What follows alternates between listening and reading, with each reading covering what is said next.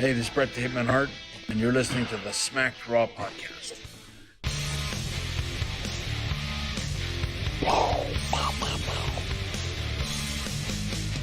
Sorry, I'm shooting. What? Okay, well, has this always been a thing? Where have I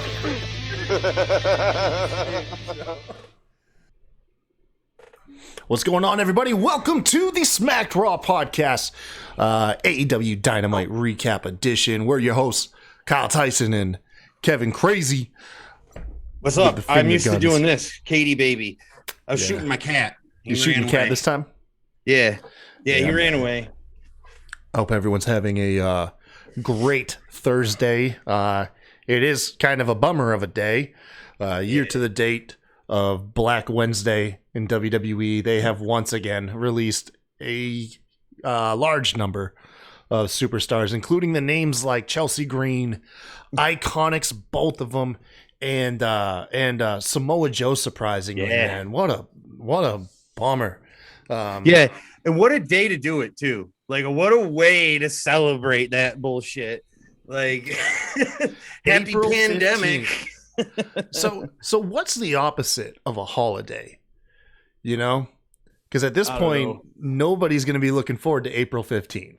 Not if you're a WWE superstar. That's for goddamn sure. Man. If you've been eating catering for a little while, you might be a little nervous on April 15th.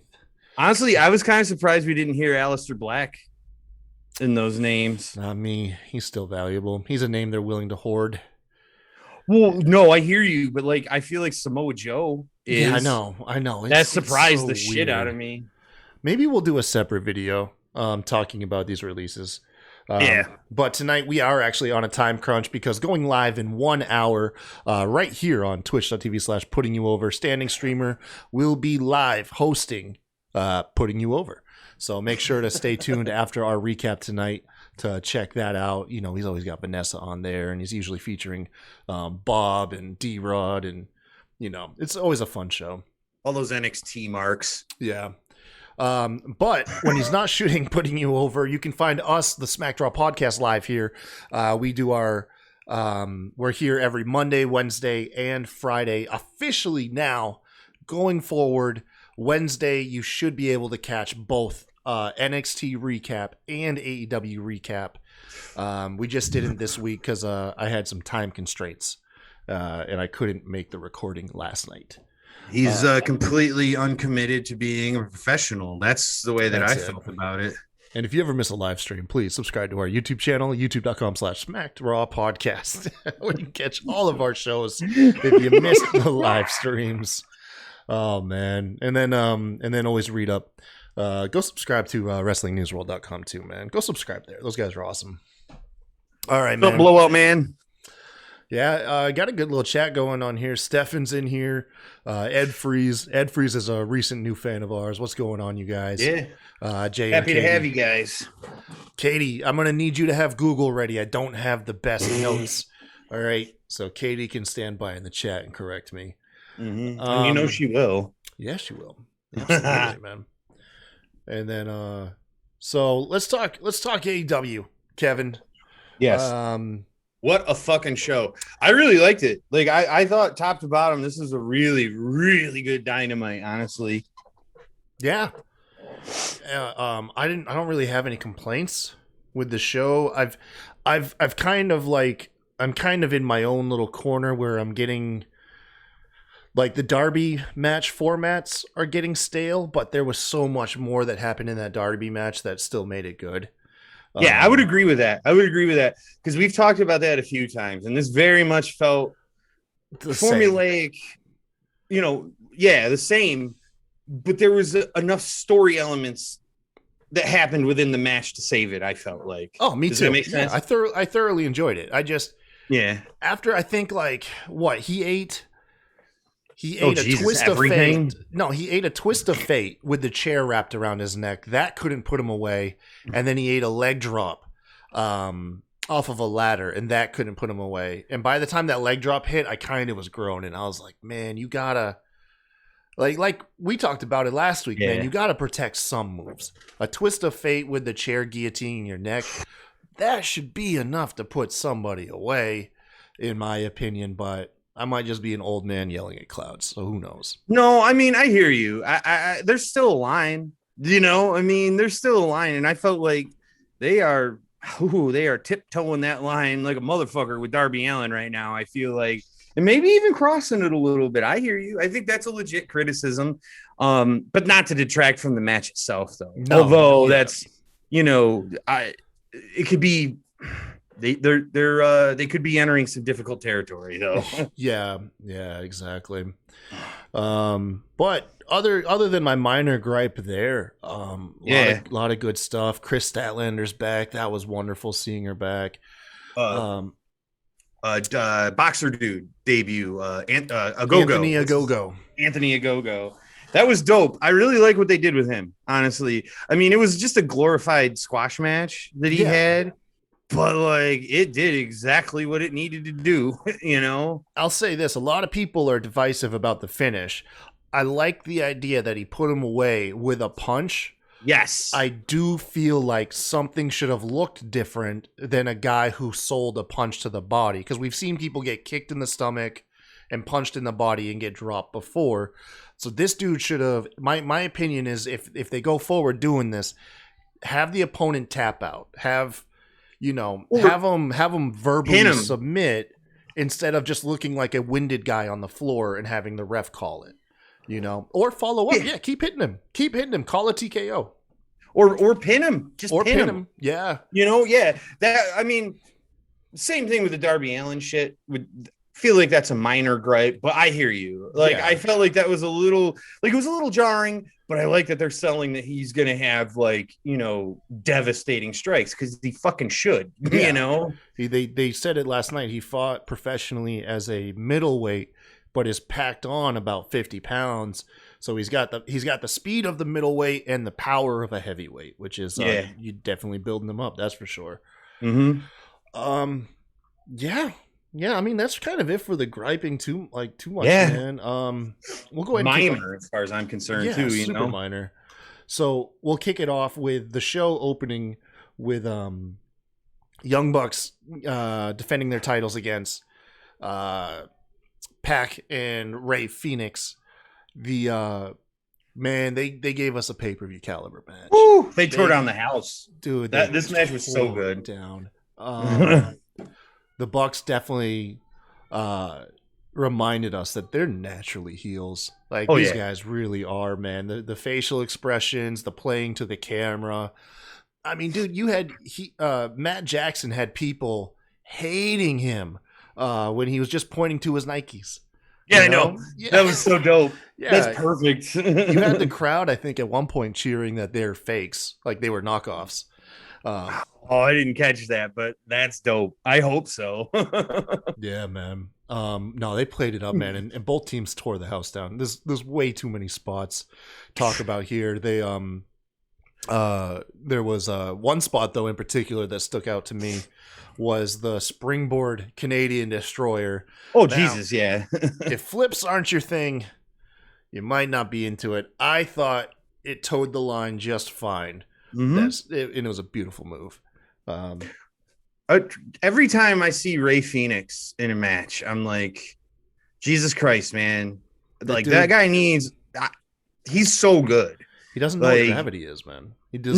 Gravity does not apply to that guy. No.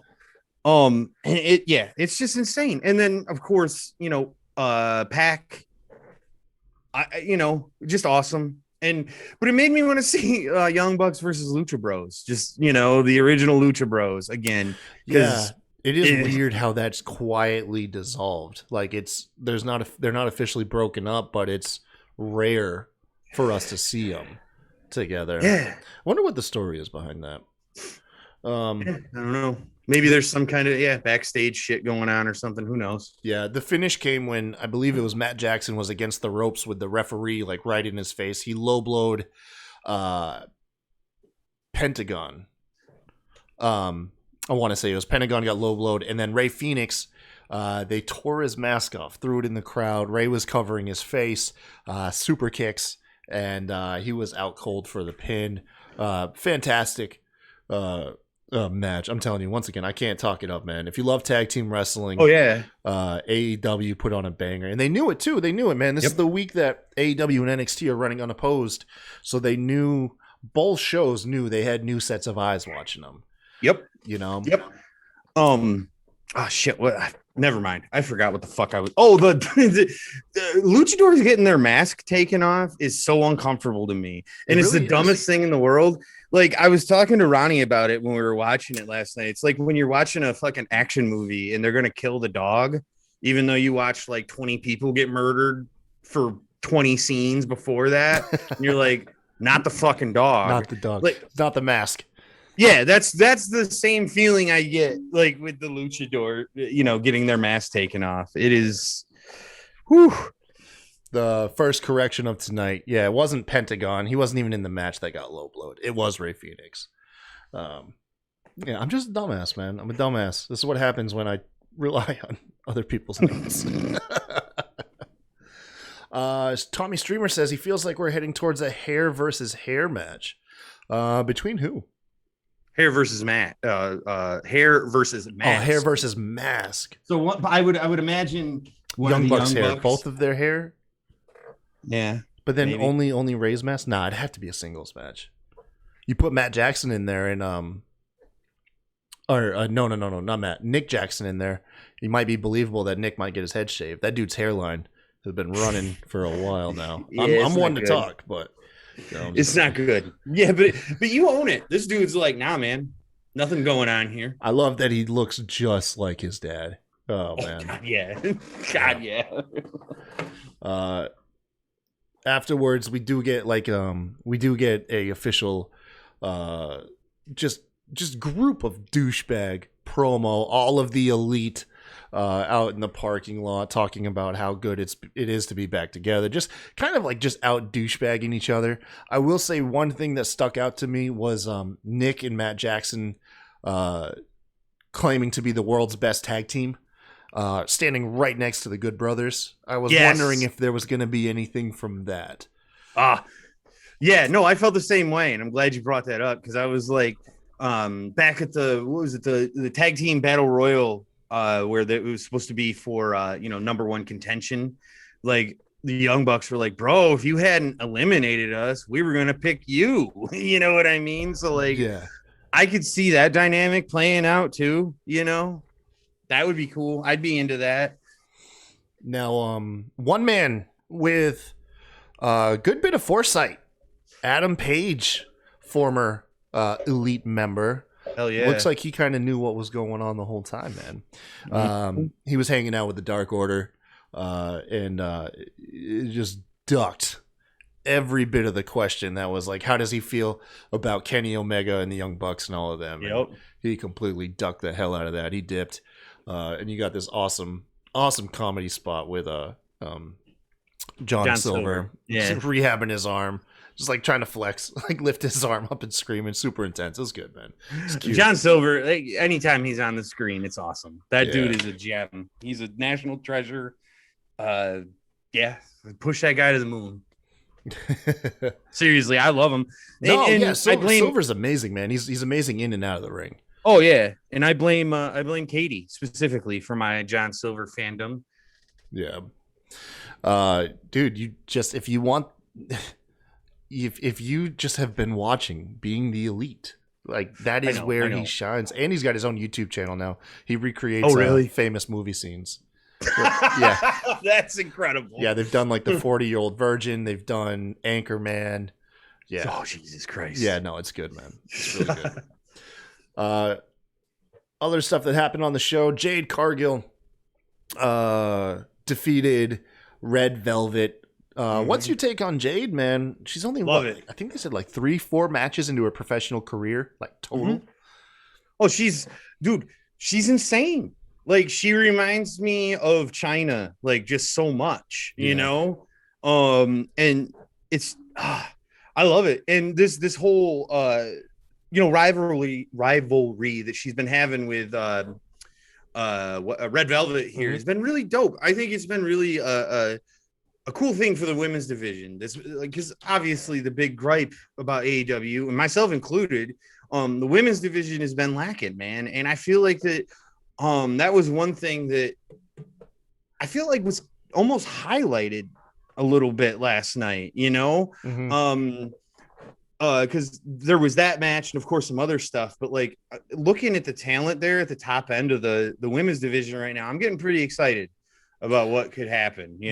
They are slowly but surely building that division. Absolutely. Yeah, no, without doubt, man, they're building that division up. Yeah, Jade ended up beating Red Velvet with the glam slam. I forget what she calls it. I don't know, but she does it so well. She does it very well. The thing about her too is being so young. Like, I hope you hope everything turns out good. You hope that the pressure doesn't get to her or there's too many speed bumps, because she has all the potential in the world, man. Later on, we got a promo from Britt Baker helping stack that division. Great promo. Yeah, Britt Baker's amassing her record on Dark. I think she was sitting at 4th, but she said Red Velvet was in like 2nd, so she believes that they should be like swapping spots. And yeah, so I mean, in the main event picture alone, you've got Sheeta, Ty Conti, Britt Baker, and who am I forgetting? Cargill? Thunder Rosa. Oh, Thunder Rosa, yeah. Yeah, man. No, you have these girls, man, and they're Statlander. Chris Statlander's back. Statlander's a damn star, man. Statlander's fantastic. Well, that's what I mean. I mean, like that. Holy shit! There you go. Yeah, So you've already got 5 people that are extremely entertaining to watch. And then we're not even talking about like Nyla Rose, Layla Hirsch, and everybody else that comes in. Yeah, and then all the Japanese Japanese talent. women. Yeah, exactly. Emi Sakura, Yuka Sakazaki, all those. Jesus Christ. Mm-hmm. I wonder if Maki Ito's going to be a thing in AEW. I wonder if she'll come back and do something. I hope so. Yeah, she was a good fit with the Dark Order too. That was dope. I thought. Yeah, that was a good idea. She told they couldn't keep up with her singing, so she told him to F off on being the elite. Is that what happened? Yeah. She was with him for like all of a week, and they were trying to do her song and dance, and they couldn't do it. So she told him to F off and went back to Japan. That's perfect. That's perfect. So we went back. Like I said, we mentioned earlier, Anthony Ogogo beat Cole Carter for the Factory, I believe, is their faction. That's good stuff, man. It's good stuff. We mentioned earlier Chris Statlander. She defeated Amber Nova. Poor Amber, though. She got her ring entrance during Statlander's music. like they didn't even wait for Statlander's music to end before they announced her. So it was a little rough. Yeah, no, for sure. Especially with Statlander's entrance with like all the best friends and like Orange Cassidy and shit, who are like some of the most over stars in AEW that, were outside of like the title pictures and shit like that. And yeah, she has to like listen to the crowd cheer while they're coming out because she's walking to it's a little awkward. You always feel for the enhancement talent. She took it in good stride. I saw her posting some stuff on Twitter there at Dynamite, man. She was just happy to be there. Oh, absolutely. And it wasn't, I thought she was just gonna like Statlander was just gonna beat the shit out of her, but no, she got some offense in too. It's like that's one thing I really like about AEW. Their squash matches aren't straight squash matches most of the time. I mean, they've done it before, but like, Jesus Christ, man, WWE just like, I mean, Viking Raiders. How many weeks in a row? Who did they, No, Viking Raiders squashed. No. Never mind. It was Heavy Machinery squashed John Silver and Alex Reynolds from the Dark Order. Oh, but I didn't know that. Yeah, they were on SmackDown back when Heavy Machinery was being pushed. No shit. Yeah, man. R.I.P. Tucky. But So, promo for Miro. This is kind of what I suspected coming out of that Arcade Anarchy match. Miro says he hasn't heard or seen Kip Sabian, but he's going to be going forward on his own with or without him. And if you've got gold, you should be looking out for Miro. I have a feeling this is going to turn into a feud with Miro and Kip, unfortunately. Yeah, I get that feeling too. Yeah. But I like that he's trying to distance himself from that shit. Because some of the matches were really good, but the story was just dog shit around what was going on, like for instance, the Arcade Anarchy match was dope, but holy crap. I was just like, I wasn't invested in it as much as I feel like I should have been with the talent that was involved, and I want to see Miro go out there and beat the shit out of people, not be like Kip Sabian's best friend, Yeah, no, exactly. You want the Rusev Machka. Yeah. You know what I mean? You want back when Lana had a Russian accent and he was just the destroyer of worlds until he ran into John Cena. But yeah, no, I want to see. I mean, because Rusev's already athletically a freak. He's athletically like way ahead of so much of that roster. That's why it's so weird to see him just goofing off with Kip Sabian. Man. Yeah. I mean, I don't necessarily have a problem with him bringing like the video games and stuff into it, because clearly he's like into that, on a personal level. But it's just like, come on. Yeah, I don't know how well it translates for Rusev's character. Like, we get it, you're fun, man, but you're so much more captivating as just like a bloodthirsty monster. Exactly. Yeah. Christian, we also got a segment with Christian. He came out. He was being interviewed, and Taz, of course. Taz just does not let people get interviewed. You know that? Like, it's just you're not allowed to have an interview if Taz has anything to do with you. Taz comes out. Christian drops this line as Taz asks him if he's going to join Team Taz, and he says, like, "I'm glad you're 3 stairs up, so I could tell this to you eye to eye." I popped for that. That was hilarious. I like what Taz says though. He says, "Let me stand on my wallet. I'll be 3 foot taller than you." He was right about that too. But it was just a dope little exchange. It was funny. Yeah, man. Anyways, Christian declined joining the team. Will Hobbs came out, went beast mode, and ended up flattening Christian. And it was later announced that we'll have Will Hobbs versus Christian next week. Yep. Boy, if Christian beats Will Hobbs, I know there's going to be a lot of complaints by several people. I won't be happy about it if I'm being perfectly honest with you. Yeah, man, you want a lot for Hobbs, don't you? Oh, fuck yeah. Yeah, you really do want a lot for Hobbs. I mean, I love Christian. Don't get me wrong. Right. You know what I'm saying? But Will Hobbs? You're gonna bury Will Hobbs to put over Christian? Get the fuck out of here. Yeah, man. Sorry. Yeah, that's a mean one. Because when's the last time Will Hobbs has had a match on Dynamite? Exactly. Exactly. He's just been beating the shit out of people with Team Taz. And I was so glad Christian didn't join Team Taz too, by the way. That would have been did not want that to happen at all. No, I don't think Christian joins, I don't think he teams with anybody. No. At least anything long term. Yeah. I kind of like what he was doing with the Varsity Blondes for a second there. I mean, not that it was anything official, but kind of unofficially being a mentor kind of. I like that kind of a thing from him, interacting with people. That's cool. But I don't want him to join any of the factions or anything like that. Yeah. That brought us to the main event, man. Matt Hardy taking on Darby Allin in a Falls Count Anywhere. You can't help but think about that terrifying botch off of the lift that Matt Hardy took in his last essentially Falls Count Anywhere matches. Yeah. Good God. But no, these guys had a hell of a match. I griped about it earlier. Darby Allin, I think, kicks out of too much stuff. But I mean, they had a hell of a match. Oh yeah. Oh wait, no, hold on. Before we had this, I'm sorry. I'm completely forgetting. Jericho and Dax. Yeah, Jericho and Dax. Jesus Christ, Mike Tyson was on the show.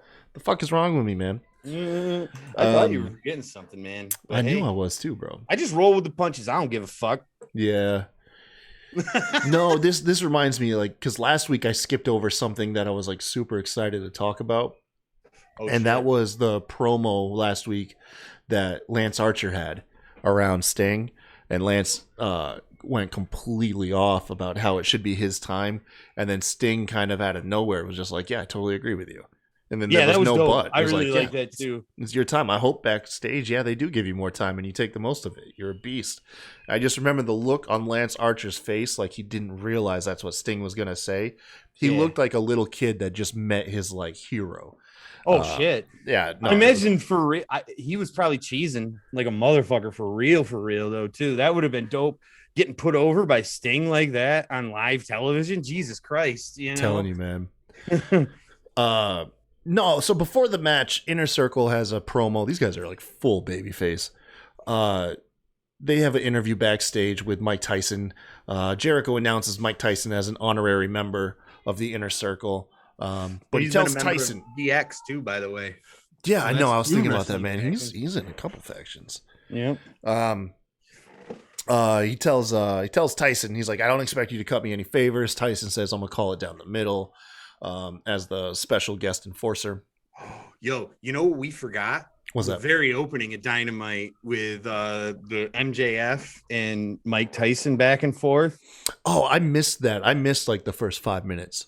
Oh, well, all it was just MJF and him going back and forth talking about how, you better, call a clean match. But the one thing I remember was MJF was like, I bet you have a few regrets in your day, like that one right there on your face. And I was like, oh, holy shit. I mean, everybody's thinking it, but I was like, MJF, I love you, but I'm pretty sure Mike Tyson would still eat you for breakfast if he actually wanted to, I bet Mike Tyson's cool. I bet he laughs about that shit now. He smokes weed and everything. I bet that shit's still nice to him. I know. Like every time I hear, like, he just genuinely seems like a fucking wrestling fan too. Like anytime he's out there, he just seems so more fired up than most anybody else. That's like cameos like that, Yeah. Yeah, man. No, it was pretty funny, but the match itself was good. Jericho and Dax, man, Jesus, like Jericho can go at his age, and he can still go, man. Yeah. It's fantastic. Tyson was calling it down the middle. Jericho, I think, at one point tried to grab a chair. Tyson prevented it, and then Dax, I want to say, grabbed like a baseball bat or something, and Tyson stood in. He was kind of like less is more. They sprinkled Tyson in here and there, but it wasn't like he didn't draw away from the match by no means. No, it was like a bit part. It was really good. Speaking of Jericho, one thing I want to say about him is that, like, I think he's kind of changed his image a bit. You know what I mean? Obviously, going from heel to baby face is a big difference, but not just that. Like the fact that he's growing the beard and he's not trying to be like that pretty boy, and he kind of looks more like a rugged badass. He's like grizzled Jericho. Yeah, like I think that works so much better for him, because like it kind of it was like, bro, you're like 50 years old and you're trying to act like you're 20. It was like, it just wasn't working. He's a rock star, man. He's a rock star. I get that. And I mean, whatever. But what I'm saying is it just didn't translate all that well, because like there was a long time for me where it was like Jericho just looks like he's slowing down a little bit. Like, not that he was doing anything wrong or that it was like bad, but it was just like felt like he was going at half speed at everybody else. I don't know. And just that little tweak to me was like, oh, that's all I needed. That's all you need. It helped. Yeah. Yeah, I see what you're saying now. I'm looking at a picture of him. I didn't even realize it last night. I didn't even register to me that he had facial hair. No, I mean, like, not just that though. I mean, I'm just saying, like, that was a big thing for me. Frankly, he just doesn't quite look as chubby with it, So where was that? I mean, that's part of the reason why I got the beard. So I feel you, Jericho. Yeah, man, don't let out that secret. Don't let him know. But not just that. Like the whole image change. Like he's not trying to like, be that god. Like he's just like, no, I'm here to beat people up. Yeah, You know? I love how Jericho's used in AEW. Yeah. I feel like he has been used perfectly. Oh, absolutely. Yeah. Did you see the podcast, the Stone Cold Broken Skull one? I with haven't Jericho? watched it yet. I honestly, man, there's just been so much wrestling lately. The dude, where I've just kind of been like, Jericho's a effing genius. I am telling you. Yeah. Jericho is so smart. The podcast, like, it's 2 hours long. I think I got like an hour and a half in before I was like pretty drunk and I had to turn it off. But I just remember just being like some of the stuff that Jericho talked about. And it's not, if you haven't seen it, they do touch on AEW. They don't shy away from it. Jericho name drops a bunch of people in AEW, but like cool. Stone Cold's podcast, the formula is pretty much like, let's run through your career. You know, a lot of it is like, let's run through your career chronologically, and that's what he does with a lot of his guests now. And then they'll touch on different takes here and there, but a lot of the time it's just like, it really is structured. Your career started at point A, and now here we are at Z, and his podcast just, you know, is all the letters along the way. Yeah, I mean, I've only watched a couple episodes, but that was definitely the way that I felt about the first Undertaker episode. It's exactly what it was. It was like, yo, you started here, we were wrestling there together. Oh, then you went here, I went there, then we crossed paths here. What did you do in the meantime? This is what I was up to, you know, and that was just, it was cool to hear those stories. Yeah. Listening to Jericho stuff, man, there was super intriguing. You can tell Jericho is just, he's always on. Like that dude, I don't know how he shuts it off. He definitely, him and Stone Cold, I think, got pretty drunk though. Jericho definitely initiated a lot more drinking than other guests from Stone Cold. But that's funny. Anyways, back to the match. The whole thing breaks down because during the match, only Cash Wheeler is allowed ringside for Inner Circle and Sammy Guevara for Cash Wheeler for Pinnacle and Sammy Guevara for Inner Circle. Oh, and Tully Blanchard tried to come out immediately. And, got sent out. He was like, "What? What's the problem? What's the deal here?" Yeah, but I thought it was funny. No, so the match broke down. Jericho had Dax in the Walls of Jericho or Lion Tamer. They don't differentiate in AEW like WWE did. Nah. If it's like a Boston Crab, it's the Walls, and then if they're like on their neck, then it's the Lion Tamer. There's not a huge difference between the moves, honestly. No, the Lion Tamer looks deadly. Like guys have to be like a certain level of athlete in order to take the Lion Tamer from Chris, because it's the strain is all on the neck. Like your head's like touching your back essentially. It's bad. But no, I mean, trust me, I'm just saying from a visual standpoint, there's not a huge. Not huge. No, it's not too big. But anyways, Jericho has him in the Walls, and this was the only part that was kind of like fucked up. Was you could tell the spot called for Dash to strike Jericho, but he was too far in the ring. So it's like, it's weird because you have the spot where a guy's in a submission, and usually when the guy is dragging him, it's to get him away from the ropes. But Jericho literally had to drag him to the ropes for the submission. Yes. Yeah. It was a strange spot, but like it had to improvise, I guess. Yeah. And it worked. I mean, it was a little awkward, but they did what they needed to, you know. Hell yeah. So Dash interfered. At that point, Sammy comes over. They start brawling. All hell breaks loose. Both factions are fighting. Mike Tyson ends up knocking out Dash, and like Dash finally sold a knockout. Like, I will commend him this, because I've always ridiculed WWE is wrestlers don't know how to sell getting knocked out. It looks way different than just falling down and not moving. Like some people like get rigor mortis. And that's what Dax did. Dax sold it like he got like rigor mortis. He had like his arms all jacked out and everything. I was like, that dude knows. I was like, he watches MMA or boxing at least. But no, this allowed during all the mayhem. Chris Jericho was able to hit the Judas Effect win. Fun match. And Inner Circle is one up in the beginning of this war with Pinnacle on the way to Blood and Guts. God damn it, I can't wait for that fucking pay-per-view. Oh, or that show at least. I know, and especially after shit like this. Cash, not dash. My fucking man. You're fired tonight. I know, man. I'm terrible. Jess, where are you? Firing. Just as at work. Katie's the boss. Katie's the one who really runs the show, man. All right, now the main event. I just show up.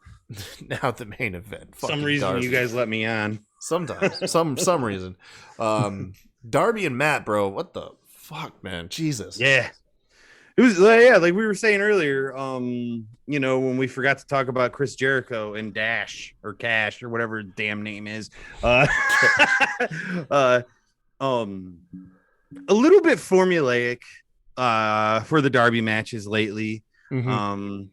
Which it's not that I have a problem with it. It just feels like they're overusing that, and like you were saying too, especially that twist of fate with the fucking chair. Yeah, that was nasty. And yeah, I mean, I thought for sure after that we were seeing a new TNT champion. I really believed. I was like, Matt Hardy is about to win a title in 2021.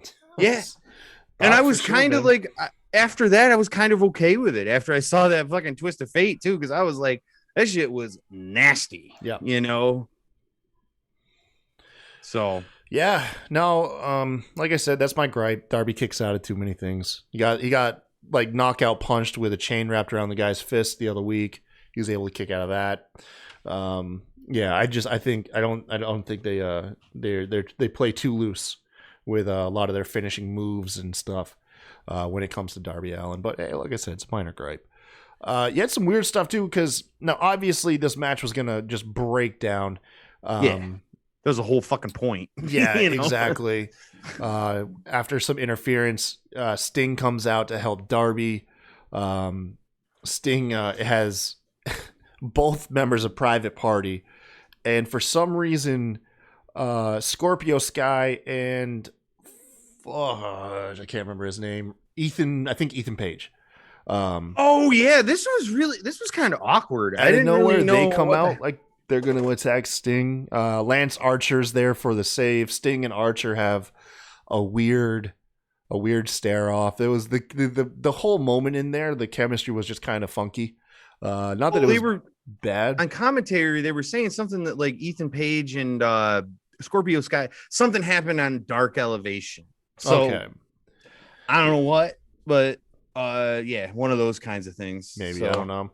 I know that Isaiah Thomas, I think his name is, from Private Party 8, like one of the worst blackouts. Jesus, that dude was thrown through the floor. Isaiah Cassidy. There we go. Thank you. I was like, Isaiah Thomas. Mark Quinn and Isaiah Cassidy. Jesus. Yeah. So bad my memory is. This is me without notes, man. This is what happens. So I write everything down. Ultimately, though, like I said, later on in the match, Darby kicks out of being having a leg drop through a table. He gets the upper hand, puts Matt Hardy on the announce table, climbs some damn scaffolding, essentially. Holy shit! And does a coffin drop. According to good old JR, it was 20 foot in the air. He may be embellishing that a little bit, but I feel like he might have embellished that a bit, but that was one of the scariest coffin drops. That was pretty gnarly. I mean, the scariest one is the next one, frankly.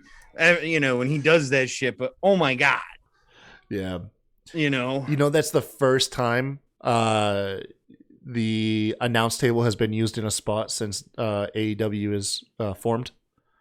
No shit. Yep, that's the first. That is the first time someone has gone through the announcer's table. Well, what a way to do it! Jesus Christ. Yeah.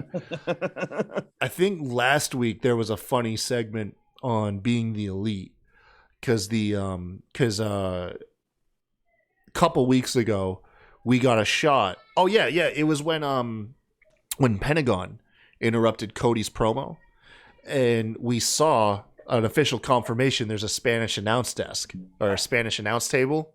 And so there was a funny bit on BTE, all the Spanish announcers all of a sudden getting super paranoid and protective of their table because they believe that people are going to start like, oh, they know about it now. And like people are going to start going through their table. That's Which funny. they should, man. Going through the Spanish announce table is like a rite of passage. Yeah. Although it's kind of neat that they're made it super special for the first time, though. You know, man. That was the dope. coffin drop in the main event of the first unopposed Dynamite. Yeah, man. Absolutely. Way to end the show. That's for goddamn sure. It was a bang. Yeah. I won't forget it. Not the first unopposed, but like weekly going forward, the first. Yeah. Right. I mean, there were a couple times because, like, what was it? Like, the NBA playoffs bumped. Yeah, sports are bumping on or and something stuff. like that. Yeah, it was always kind of weird. But yeah, no, first time unopposed for real. And yeah, it was a hell of a show. I mean, and NXT was a pretty good show too. Honestly, I don't know if you watched it, but I was pretty happy with it. I saw quite a bit of it. I didn't get to watch it all because my brother and I had to shoot Hammer's Lounge. Oh, gotcha. Yeah, we shoot Hammer's Lounge around like 9:30. So. So you watched most of it? Yeah, I did. I got to see most of it. The moment with the three ladies in the ring there. I love that picture. That was dope. That was a very, very cool moment. Looks like a graduating picture, you know? Yeah. Well, I mean, they're all fucking so young for champions too, you know? Saw a picture online. I think Kenny from Kenny for Your Thoughts. Somebody had photoshopped characters from Saved by the Bell on their faces. You had like Mario Lopez was Raquel Gonzalez, and Zach was, I want to say, Ripley, and then I forget the girl's name in Saved by the Bell, but they put her that's funny over that's Bianca perfect. Belair's face. No, it was actually hilarious. It was super funny when I saw that shit.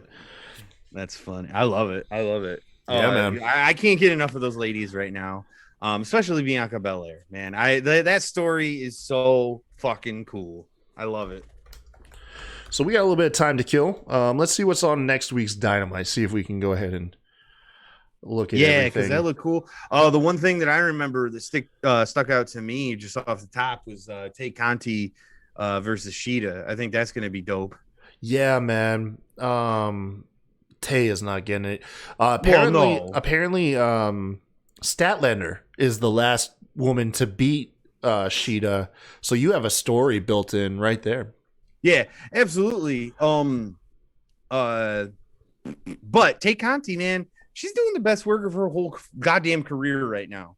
I am loving what she's doing. She's on a hell of a run. That's one person that NXT has got to be kicking themselves for letting go. Absolutely. Yeah. I bet they hate seeing Deonna Purrazzo fucking shining on Impact too. Yeah, no. They definitely let a couple slip through their fingers, that's for sure. Mm-hmm. So yeah, Sheeta versus Tay Conti. We mentioned earlier Powerhouse Hobbs taking on Christian Cage.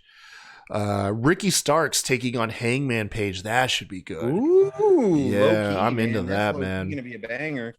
And then, like we mentioned earlier, Penta El Zero. Penta's by himself, no death triangle. Hell, even what's pictured, it's what's his name? What's the Spanish commentator's name? That Alex, I believe it's Alex Abriantes. He's the Spanish. I want to say he's a commentator and then interviewer as well. But yeah, it's pictured with him and not his brother or Pac. I don't understand. But he's taking on Trent with Orange Cassidy. Why does Trent's name have a question mark? Does anybody? Can anybody answer me that? Why Trent's name has a question mark after it? That's odd. I always call him hotter than a heat vent. Trent is what I call him. Is that normal? Is that just something I don't know about? That Trent? That's Rob called him hotter than a heat vent. Trent one hotter time. than a heat vent. Trent. Jesus. He came out like he was wearing like a fucking like a flannel shirt, and Rob was like, "Yo, my boy Trent coming out looking hotter." Trent coming out looking dope in the flannels. You call him hotter than a heat vent. Trent or something like that. Rob, I fucking lost it. I reached out to Rob today and told him about the Iconics being fired. Oh no, he took the news pretty well. What'd he say? He just said, really? He's like, said it was I forget exactly but he said he called it. He's like, budget cuts is essentially what he said. And I was like, yep. I was like, them and Samoa Joe, and Rob. First thing out of his mouth was, "Oh, AEW better scoop him up." Very first thing, man. Send him a Dynamite. Yeah. I agree with that. You know what's funny with Samoa Joe? I actually want to see him in New Japan, over Dynamite. I wouldn't be mad at it. He'd get some damn good matches out of him. But I want to see Joe on my just TV weekly, you know? Okay. And why? He was commentating was so good, you know? Bro, like he was the best part of the commentating on Raw. That leaves me to believe there's more to it than just randomly you were cut. I could see everyone else just about, kind of the same deal as last year. It won't shock me in the least to find out if either A, Joe wanted out, or B, maybe there's more to that concussion that he suffered than we know. So I believe there's more to the story with Samoa Joe. At least I would hope so. You good? Yeah. Sorry. Yes, I was coughing. My son's trying to video chat with me. I'm sorry. I'm trying to text him back because he's a little asshole. I got you. I mean, I love him, but Okay. I wasn't trying to be a douche. Well, I was just looking. I was like, dude, why does it look like he just stubbed his toe into oblivion over there? No, I had a serious face on, and I did cough, and it's all good. But no, I'm physically I'm fit as a fiddle. Okay. Probably not that fit, but feeling all right. Yeah, he so looking up Trent, apparently that's just his thing. He's had a question mark after his name for some time. No idea why. No idea why. Nah, okay. I don't know either. My goddamn dog is being a dick now. Yeah, I hear him, man. Little Bear, come here.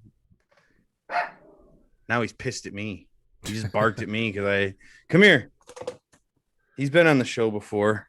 Come here. We'll get a dog cameo before we sign off tonight. While Kevin gets his dog. Just a heads up, everybody. Remember, after this show at 9 p.m., so in just 15 minutes. Oh, look at the little guy.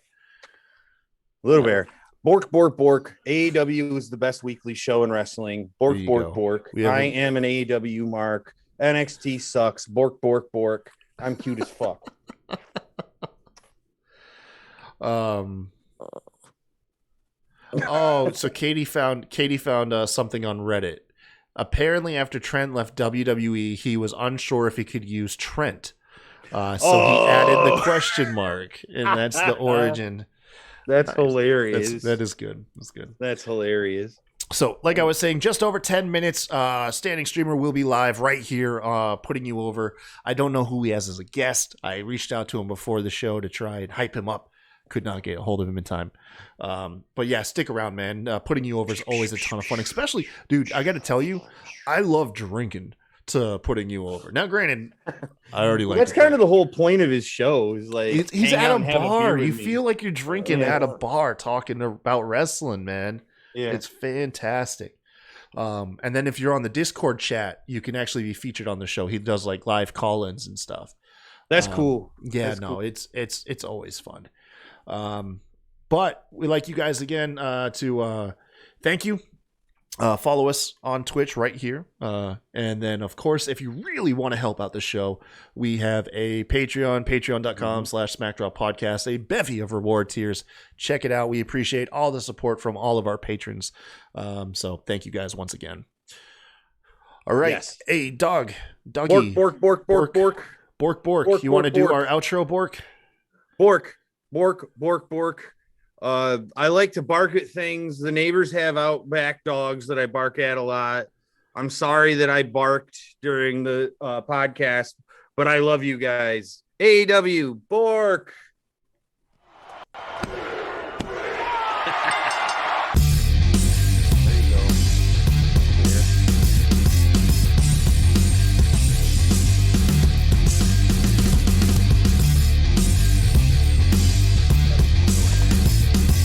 I think it was just people coming in like into the other apartments around here, and he won't shut the fuck